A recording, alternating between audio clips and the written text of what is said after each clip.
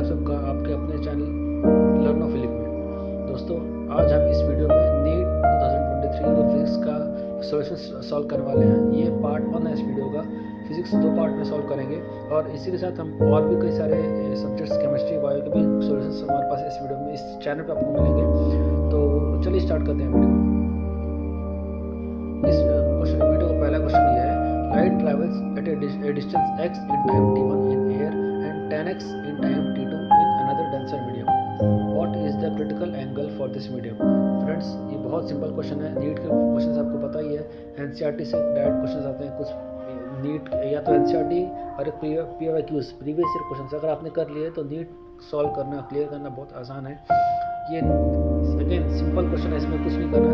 Class 12 reflection chapter का question है, आइए सॉल्व करना है। क्वेश्चन कैसे है, आपको गिवन डेटा क्या दिया हुआ है, आपको डिस्टेंस ट्रैवल x दिया हुआ है, टाइम t1 दिया हुआ है और फॉर दो अलग अलग मीडियम्स इसकी स्पीड और टाइम दिया हुआ है। अब फाइंड क्या करना है, कॉन्सेप्ट क्या आपको पता है।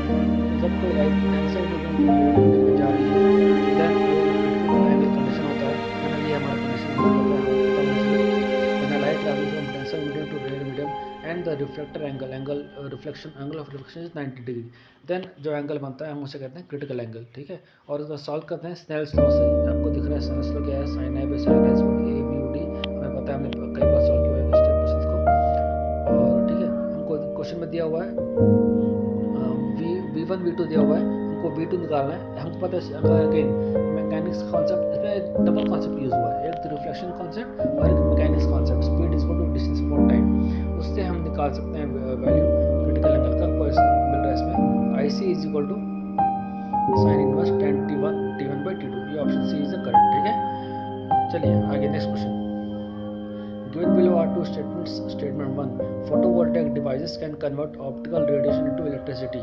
Or statement 2 has Zener diode is designed to operate under reverse bias in breakdown region.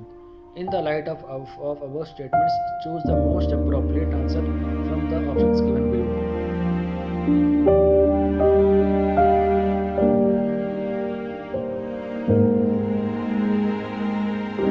Option है both statement 1 and 2 are correct. Option B statement 1 and 2 are incorrect. Option C statement 1 is correct, 2 is incorrect. Option D 1 is incorrect, 2 is correct. सही answer क्या है इसका? Option D. क्यों सही है देखिए, आपको ये बोल रहा है option A is 1 and 2 both are correct. पता होना चाहिए फोटोवोल्टेइक डिवाइस जो है ऑप्टिकल रेडिएशन को इलेक्ट्रिसिटी में कन्वर्ट करती है। और दूसरा होता है Zener diode is designed to operate under reverse bias. में पता है ये रिवर्स बायस में ही काम करते हैं, फॉरवर्ड बायस में काम नहीं करते। Next, in A series LCR circuit the inductance L दिया हुआ है, कैपेसिटेंस C दिया हुआ है। L की value 10 milli henry, capacitance C is 1 microfarad and resistance R is 100 ohms. इसकी फ्रीक्वेंसी हमें पता करना। और again very simple concept, frequency हमें पता है omega is equal to 1 upon square root of LC होता है। आपको L की वैल्यू दी हुई है, C की वैल्यू दी हुई है, XC लगा लीजिए वैल्यू। ठीक है, XL होता है 1 अपॉन ओमेगा L, XC होता है 1 अपॉन ओमेगा, XL होता है ओमेगा L, XC होता है 1 upon omega C, omega square 1 upon root over LC। और यहाँ से L और C की वैल्यू रख दीजिए, फ्रीक्वेंसी की वैल्यू मिल जाएगी आपको। ये है 1.591 kilo hertz. Option D is the correct answer. ठीक है, कुछ नहीं था फ्रेंड्स, बहुत सिंपल है। सिंपल फॉर्मूले बेस्ड क्वेश्चन आते हैं नीट में। Next, a bullet is fired from a gun at the speed of 280 metre per second in the direction 30 degree above the horizontal. The maximum height attained by the bullet is g दिया हुआ 130। Simple concept है ये आपको question है friends. आगे बढ़ने से पहले अगर आपको इसमें कोई डाउट हो, कुछ भी क्वेरी हो, नीचे कमेंट करके बताइए। इस क्वेश्चन में डाउट है या आप कुछ और भी जानते हैं तो उसको भी कमेंट करके बताइए। ठीक है, नेक्स्ट, गिवन डेटा दिया हुआ आपको, स्पीड ऑफ बुलेट है 280 metres per second, angle of projection 30 degree, acceleration due to gravity और sin 30 की वैल्यू दी हुई है। हमको फाइंड करना है मैक्सिमम हाइट। जैसे मैंने कहा ये प्रोजेक्टाइल का क्वेश्चन है, और प्रोजेक्टाइल की वैल्यू अगर आपको Hmax की वैल्यू पता है, Hmax की वैल्यू अगर आपको पता है तो आप सीधा वैल्यू रख दीजिए, आंसर आ जाएगा। Hmax वैल्यू होती है u² sin square theta upon 2g। आपको sin थीटा की वैल्यू दी हुई है 30 डिग्री की, तो sin स्क्वायर 30 1 अपॉन 4 हो गया। u280 का स्क्वायर कर दीजिए, 2g की वैल्यू रख दीजिए, हाइट आएगा आपको 1000 मीटर। ठीक है, यहाँ आपका ऑप्शन डी करेक्ट हो गया। Next question, a Carnot engine has an efficiency of 50%। Efficiency दी हुई है सोर्स टेम्परेचर T1 दिया हुआ है, सिंक टेम्परेचर T2 फाइंड करना है आपको। तो हमें पता है एफिशिएंसी की वैल्यू फॉर्मूला क्या होता है, अगर आपको याद हो, एफिशिएंसी ईटा से डिनोट करते हैं और एफिशिएंसी ईटा होता है 1 - T2 / T1 when T2 is sink temperature and T1 is source temperature. ठीक है, ये वैल्यू दीजिए आपको T2 की वैल्यू मिल जाएगी आपको 300 केल्विन, और वापस पहले आपको डिग्री से केल्विन में कन्वर्ट करना है, और अगर वैल्यू मिलने के बाद फिर से डिग्री में लगाना है, क्योंकि आंसर आपको डिग्री में दिया हुआ है। तो according to this degree Celsius is the correct answer, option B is correct.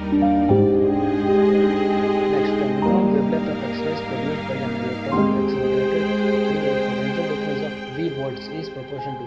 Friends, यहाँ आपको देखने वाली बात यह है, आपको वेवलेंथ ऑफ एक्स-रेज पूछा है, और बच्चे अक्सर कंफ्यूज हो जाते हैं एक्स-रेज और इलेक्ट्रॉन्स में, क्योंकि लैम्डा की जो वैल्यू है वो एक्स-रेज और इलेक्ट्रॉन दोनों के फॉर्मूला अलग अलग है, भले दिखता सेम है।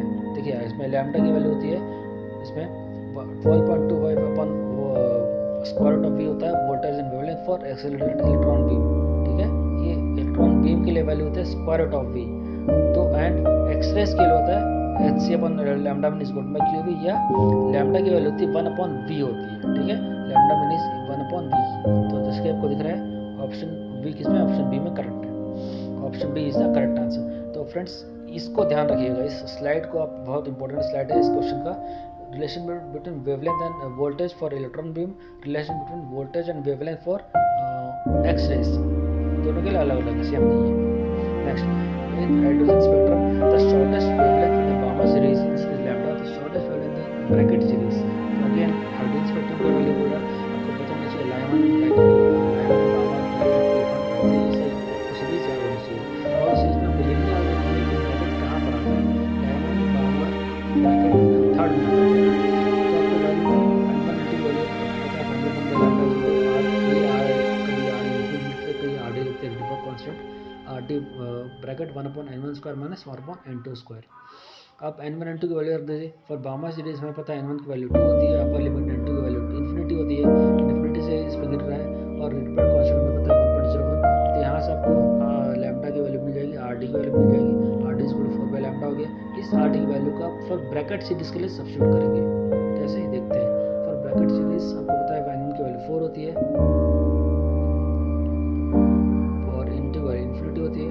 यहाँ से लैम्डा डैश निकाल लेंगे और कंपेयर करेंगे लैम्डा डैश और lambda, means initial wavelength and final wavelength, दोनों में कंपैरिजन करेंगे तो आपको ये मिलेगा कि ब्रैकेट सीरीज में वेवलेंथ जो है 4 टाइम्स ऑफ इनिशियल वेवलेंथ होता है, 4 times of lambda. So option D is the correct answer.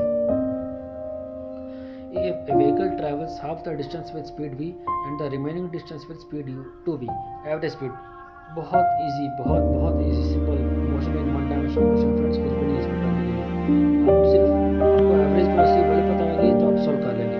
आपको पता है speed is equal to distance upon time, और वेलोसिटी होती है एवरेज डिस्टेंस, ठीक है। तो टोटल डिस्टेंस आप जो है इसको वैल्यू देख लीजिए, सो टोटल x तो आया, x जाने का, x आने का, टोटल डिस्टेंस 2x, ठीक है। तो अब वैल्यू यहाँ क्या मिल गई आपको, v average is equal to value रख देंगे 2 v1 v2 अपन v1 प्लस v2। तो v1 की वैल्यू v जाने की वैल्यू v एंड v2 होगा 2v, रख देंगे तो आपको एवरेज वैल्यू मिल जाएगी 4v/3। So v average is 4v/3, option C is the correct answer. An electric dipole is placed at an angle of 30 degree with an electric field of intensity 2 × 10⁻⁵ Newton/Coulomb. It experiences a torque equal to 4 Newton-meter. Calculate the magnitude of charge on the dipole if the dipole length is 2 cm. कुछ नहीं, again torque का formula लगा दीजिए। इसमें आपको torque दिया हुआ है, torque is equal to 4 Newton-meter दिया हुआ है, और टॉर्क होता है force into perpendicular r cross f, ठीक है। और या इस केस में 2q p इंटू 2q होता है फॉर डायपोल केस में, ठीक है। टॉर्क हो गया आपका dipole p into electric field E, आपको टॉर्क दिया हुआ है, सिर्फ आपको इससे p मिलेगा, और p पता है आपको डायपोल की वैल्यू p होता है charge into perpendicular distance between them, दोनों चार्ज के बीच का डिस्टेंस। तो आपको यहाँ से चार्ज वैल्यू मिल जाएगी 2 मिलीकूलम्स, ठीक है। कुछ नहीं रखा इस क्वेश्चन में, very simple. Next question,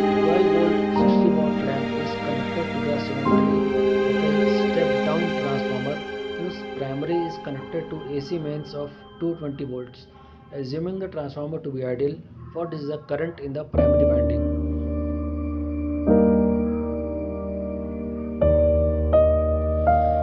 options आपको दिख रहा है, ठीक है। तो आपको दिया हुआ है क्वेश्चन में फाइंड क्या करना, गिवन डेटा दिया हुआ है, फाइंड करना करंट इन प्राइमरी वाइंडिंग। और आपको पता है प्राइमरी वाइंडिंग पावर फॉर्मूला होता है power is equal to VI। So for primary winding VP IP and for secondary winding VS IS। तो आपको यहाँ से primary winding IP current value मिल जाएगी। आपको प्राइमरी वोल्टेज दिया हुआ है, सेकेंडरी वोल्टेज सेकेंडरी करंट दिया हुआ है, तो वैल्यू रख दीजिए। I की वैल्यू आएगी आपका 0.27 एम्पियर्स, ठीक है। आपको फिर बोल रहा हूँ फ्रेंड्स, अगर कोई डाउट हो, स्पीड ज़्यादा हो रही हो कम हो रही हो, तो आप इसको स्पीड 0.75x में अगर कम करके आप स्लो करके देख सकते हैं इस वीडियो को, ठीक है। चलिए, the magnetic energy stored in an inductor of inductance 4 micro henry carrying a current of 2 ampere is option A 2 8 micro joule, option B 8 milli joule, option C 4 milli joule and option D 4 micro joule.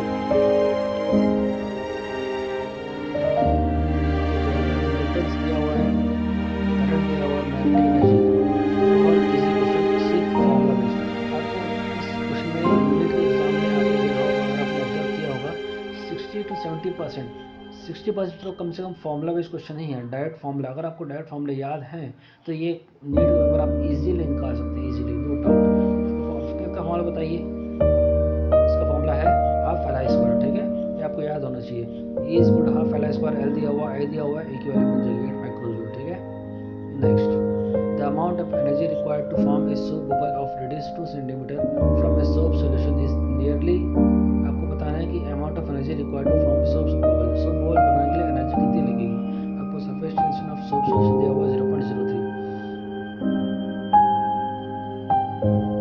इसका answer है, इसका आपको given दिया radius दिया हुआ है, surface tension दिया हुआ है, energy to form soap bubble. इसका ये थोड़ा फॉर्मूला अगर डिफिकल्ट, थोड़ा ट्रिकी है, मैं नहीं कहूँगा बिल्कुल ईजी है, थोड़ा सा ट्रिकी था, बट आपको अगर इसका भी फॉर्मूला याद होता तो इजीली बन जाता आपसे। क्या है इसका formula, 2 times S into S, energy की होती formula 2 times surface tension into A लिया। और सरफेस टेंशन आपको क्वेश्चन में दिया हुआ है, दिया होता है पाई आर स्क्वायर, आपको पता होना चाहिए सरफेस एरिया, ठीक है। बबल का सरफेस एरिया होता है पाई आर स्क्वायर, सर्कल शेप में होता है, तो 4 पाई आर स्क्वायर होता है, ठीक है। तो यहाँ से अगर आप सॉल्व करेंगे आंसर्स को, माइनस 4 या 30 मिली जूल, ठीक है, ये होगा आंसर इसका।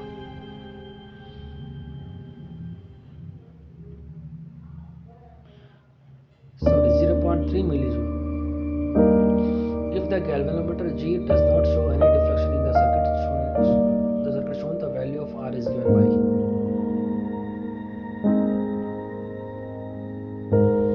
इसका आंसर बताइए फ्रेंड्स, क्या होगा। करंट नहीं है फ्लो में, देखिए वोल्टेज फ्लो V1 V2 दिया हुआ है 10 volt and 2 volt, resistance R1 और R2 दिया हुआ है 4 ओम एंड R। इसमें R2 की वैल्यू निकालनी है, अननोन रेजिस्टेंस। तो सबसे पहले आप इसमें लूप 1 में, लूप 2 में कोई करंट नहीं जा रहा तो उसको बंद कर दीजिए, ओपन सर्किट हो गया, लूप 1 में करंट फ्लो, उसमें KVL लगा दीजिए, है ना।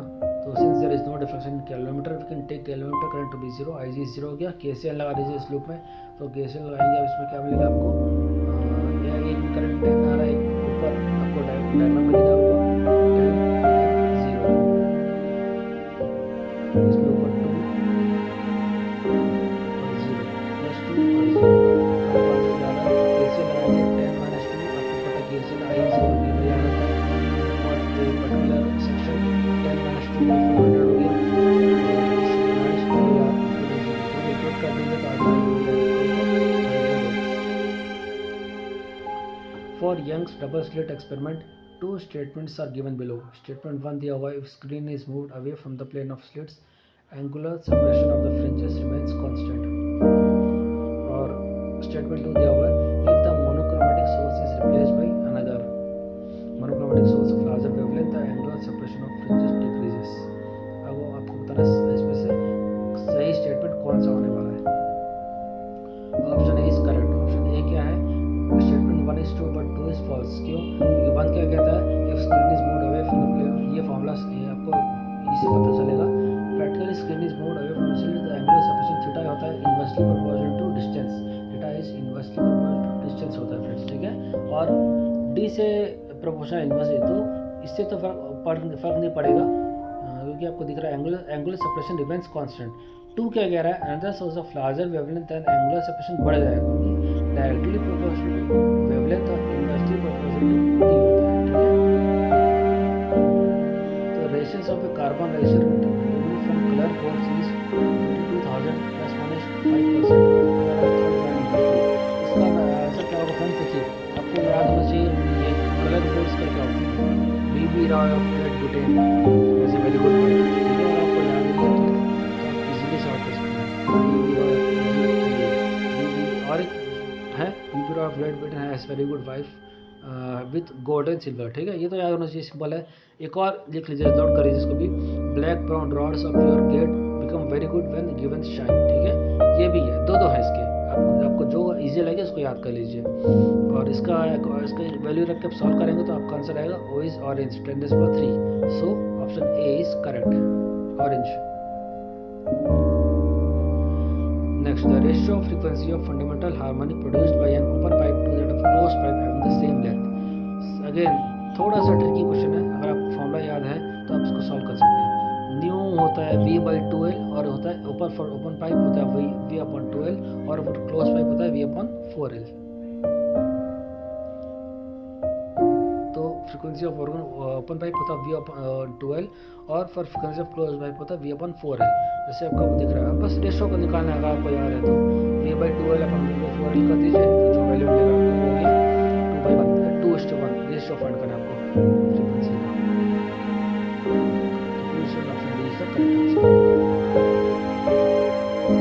The temperature of a gas is -50 degrees Celsius. To what temperature the gas should be heated so that the RMS speed is increased by 3 times. RMS speed formula याद है कि आपको किस को याद है, नीचे कमेंट करिए। इसका RMS का वैल्यू फॉर्मूला आपको याद था और आपने सही करके आया एग्जाम में इसका।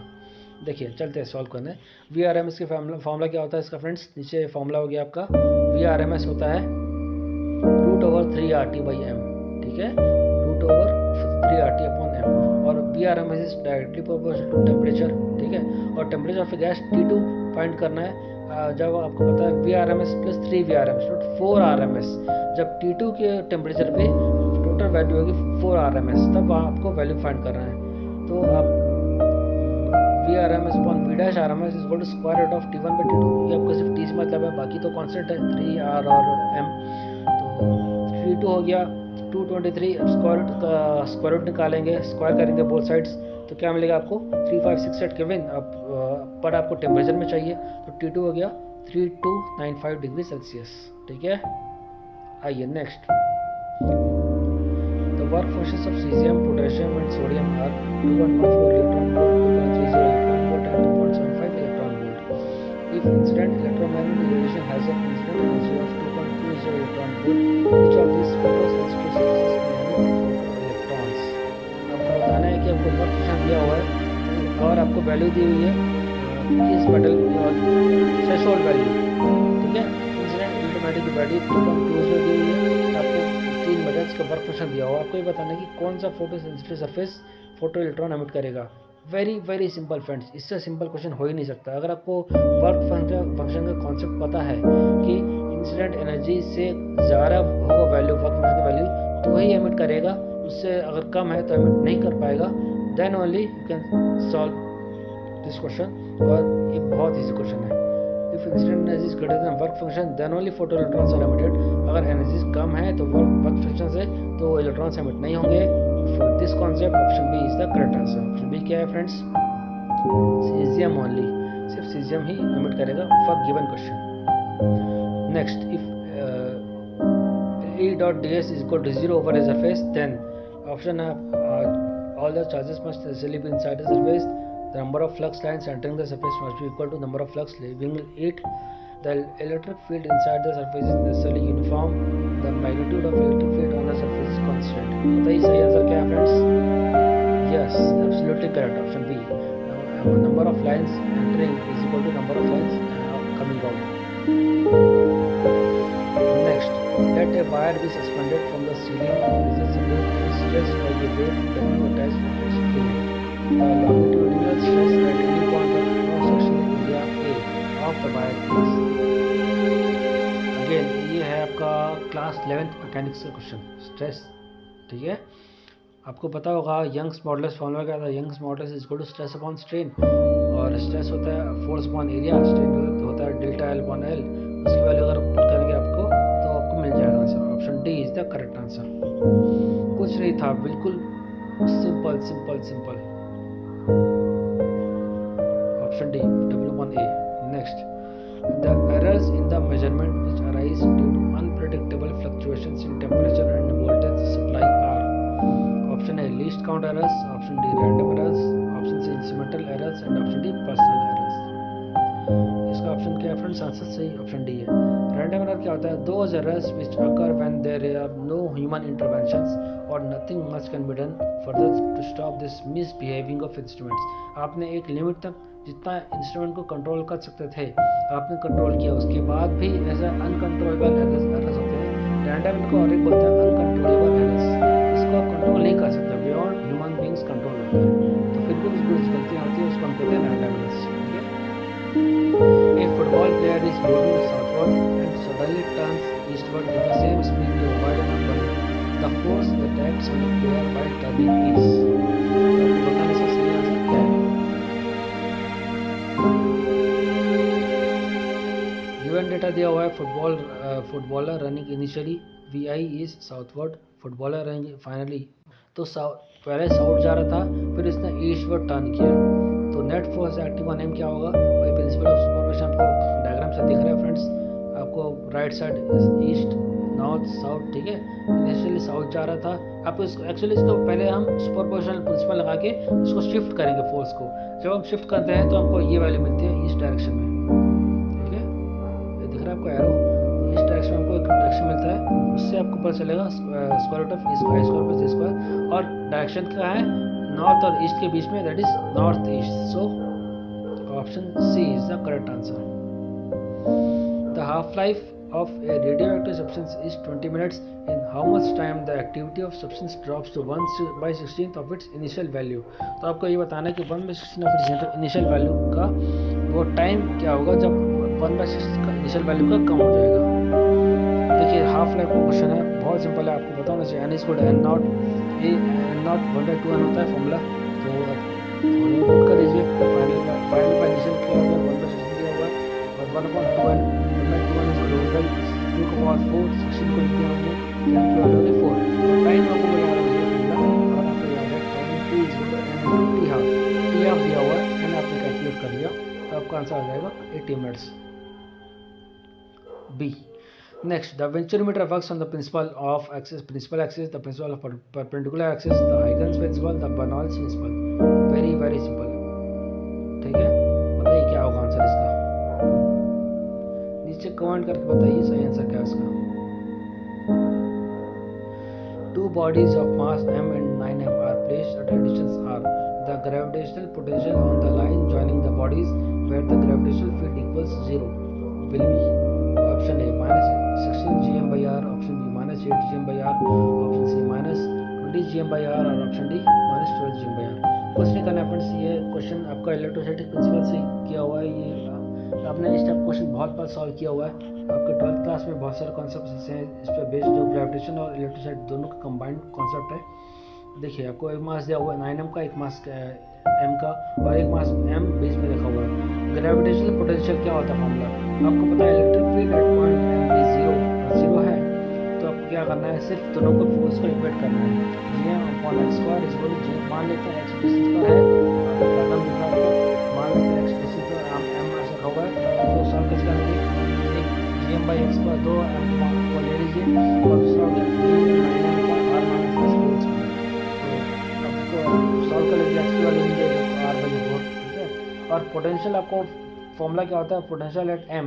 थोड़ा सा अगर मैं कहूँ कितना डिफिकल्ट कितने क्वेश्चन डिफिकल्ट आए इन 25 क्वेश्चंस में, मैं कहूँगा ये दूसरा या तीसरा ही डिफिकल्ट क्वेश्चन होगा, जो थोड़ा ट्रिकी होगा, थोड़ा मेहनत लगी होगी इस क्वेश्चन को सॉल्व करने में, आसान नहीं था इतना भी। ठीक है, तो potential at point M B V M is equal to G M upon X minus G into 9m by R minus X. तो आपको वैल्यू मिल जाएगा आपको option A, V M is equal to -16 GM/R। ठीक है, तो ये हो गया ये फ्रेंड्स। तो यहाँ हमारा फिजिक्स का पार्ट 1 कंप्लीट होता है। मिलते हैं अगले फिजिक्स के पार्ट 2 वीडियो में, तब तक के लिए गुड बाय।